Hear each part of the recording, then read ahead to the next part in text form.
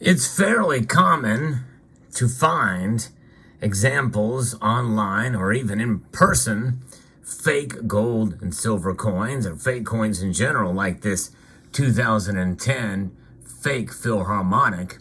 You can almost tell just by looking at it that it just doesn't look quite right. Yes, indeed. Or this fake silver maple leaf. Unless you really know the details, you might be fooled by some of these. But those of us who look at these coins often enough, it's pretty easy to tell. But sometimes we can get in a hurry and we can be fooled by these pieces, such as the case with the story I'm going to share with you now, how a major coin publication has been fooled by a fake coin news story that has been floating around for quite a while, and it has fooled some of you actually as well too. I'll tell you all about it and some other anecdotal stories as we explore.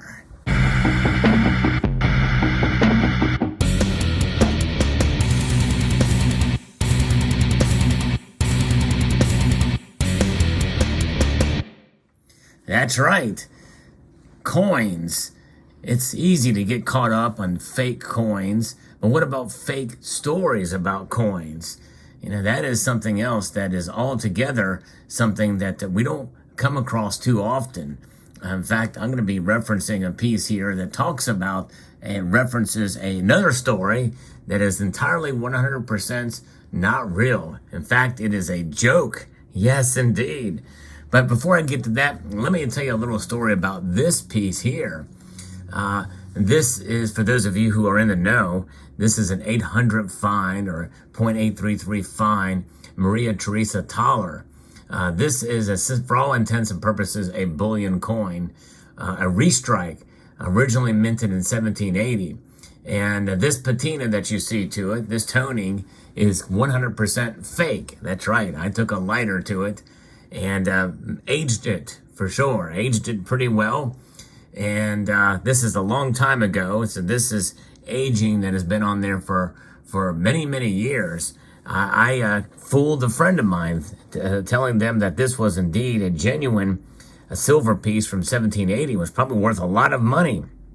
I even had a local coin dealer in on the joke, and brought my friend into the local coin shop to show it to the coin dealer, and he said, "Yeah, that's worth a heck of a lot of money." And it was only until the end of that visit that we broke the news to him that was indeed a restrike and not worth much more than the silver content thereof.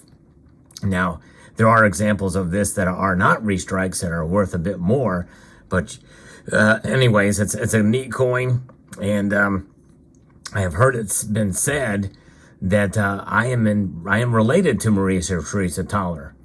So I don't know. We'll see. I have to look at the genealogical line a little bit further to see if that's really the case. But nonetheless, the examples of pieces here you see are somewhat related to the story as well, because when we look at coins and collecting coins, we're intrigued by people finding treasures out there. And whenever coins make the news, it's always good for collectors. It's good for coins and coin collectors. This piece that I'm going to be referencing here is from Numismatic News. It says, "All news is good news for coins." And that really is true. Coin collecting enthusiasts don't appear to be able to get enough of the hobby. Auctions are abound with rare coins being offered that have been salted away for a generation or more. Record numbers of bidders participate in these auctions. Coin Club attendance is strong. In addition to some of these shows that are out there, there's really fascinating to see more and more people come to these shows. And there is a release of coins that are released from the mint that sometimes will make news. I've seen that for sure for prior releases that make major news. And then, of course, when you find hordes of old ancient coins, such as this piece here, and it makes news, it's really exciting to see some of these pieces. Of course, as I hold some of these pieces up, some of these I've got for very, very cheap and unsearched hoards that were quite dirty, and some of them have been soaked in olive oil to kind of bring out some of the patina. or bring out some of the design and clean them up a bit. There's all kinds of different examples of ways to be able to find some of this stuff on the cheap, or at least there was. I don't know so much these days. Of course, you also have to wonder if perhaps maybe some of these coins themselves very well may be fake. I don't know. These are bronze examples. I really don't know much about them, but I think this might be a Greek coin, perhaps. And some of these pieces are more modern. This is actually not as old as you would think. I think this was around the mid-1840s, perhaps. And I think this is a Indian piece or what have you. But nonetheless, there are a lot of different styles and forms of some of these ancient coins. But part of the thing you have to know is, where are these usually found? They're going to be found in the old world, right? Here's a silver piece that I got on the cheap. Very, very nice. And, you'll find a lot of these coins in metal detecting or in some sort of places around the United States, typically where you'll find American coins. Older coins like this, you're not going to find them in the U.S. Just not going to happen. But they're quite beautiful. There's an eagle on this side. There's a head on the other side. Very, very nice. I know this one is genuine. But the thing is that's the thing you have to look for, especially if you're a collector of coins, is knowing the hints in the story that can tell you whether something is real or not. So this article says, it's always good news for the coin collecting world when the general press runs a story on coins. Many times this is where new collectors will first have their interest tweaked.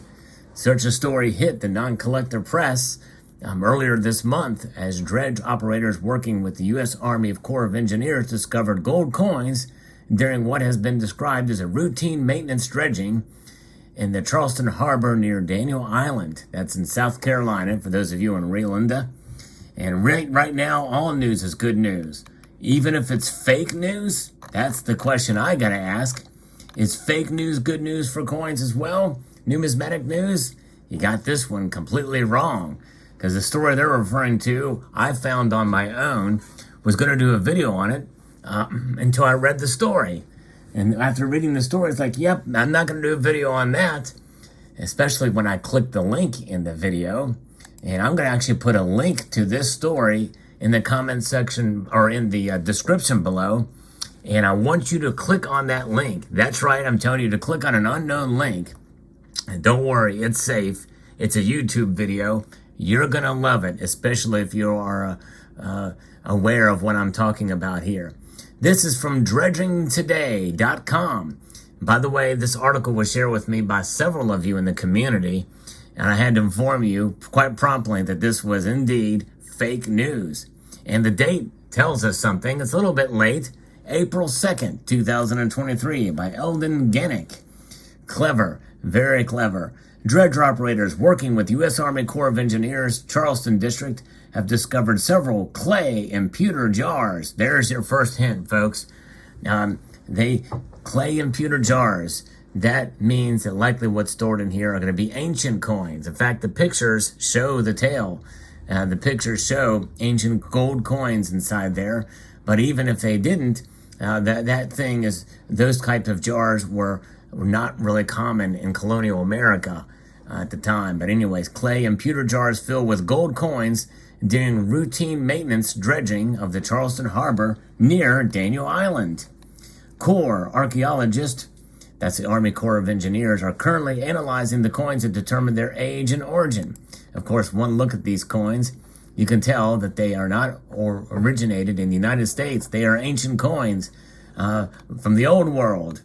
According to the USACE, one of the jars bears the mark of renowned pirate Captain April McFools, one of Blackbeard's lieutenants. There's your second clue that this is indeed a fake news story.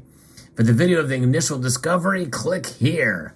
And I'm going to leave, again, a link to this article. You're going to want to click there. And let me know in the comments section below if you get the joke when you see that. But April McFools is obviously a dead giveaway that this is a fake article. And the thing is, it only takes reading a couple of paragraphs to get the hint. It indeed is fake news. Yes, indeed. But nonetheless, will that help the coin collecting community? Maybe so. But I think if people read it with that sort of sense of lightheartedness in sight, but it was pretty clever of dredgingtoday.com to be able to post their April Fool's joke a day late. And it really did fool a lot of people, including a major coin publication, Numismatic News. Pretty funny, pretty wild. So there you have it. Let me know what your thoughts are in the comment section below. And by the way, this is a lighthearted story of fake news, but you know, the thing is, the overall lesson here that I want to extend to all of you guys is this: be careful with what you read and for accepting things at face value for truth. We live in an instant age of information where the headline says it all. And obviously, you know, headlines speak volumes. I can't tell you how many times where people read the headlines of my videos and they immediately go in the comment section and without watching the video, not even a few seconds of the video with their comments, completely missing the mark on the video. I encourage you to digest the news stories that you read from every source. Do not take everything, but for a grain of salt, no matter what source it comes from. That includes confirmation bias. And in this case, confirmation bias comes in the idea of this amazing discovery in the headline. Who doesn't like to read about amazing discoveries like this? We want it to be true. Okay, who knows? Those coins may show up in the market, and you might be able to buy one for relatively cheap. There's a lot of them in these pictures, and so that's the kind of thing, you know, what we want to be true, we tend to gravitate towards without really reading the full context and having an understanding of that. So I encourage you with anything you do in life, whether it be mainstream news, and yes, alternative news stories as well. In fact, some of these alternative news sites get it wrong just as much, if not more so, with conjecture and the like. And this is why I've always been one of those that has been very, very reluctant to just fall in line with some of the talk and some of the conspiracy theories and the like. Not with the full understanding that a lot of conspiracy theories now are becoming conspiracy fact. But regardless, still question everything with boldness, because that's how we learn. And that's how we grow, and that's how we become independent thinkers, and that's what we should all be. And that includes anything that I talk about on this channel. And do not take it but for a grain of salt, and do your own due diligence and research to back up what I say, because sometimes I get things wrong as well too. I try my best to get things right as often as possible. So there's a lesson here for us all, folks. There you go. So let me know what your thoughts are on this story. I'd like to extend a multitude of gratitude to all of you for taking the time to watch this video, and to encourage you to please rate, share, comment, and subscribe.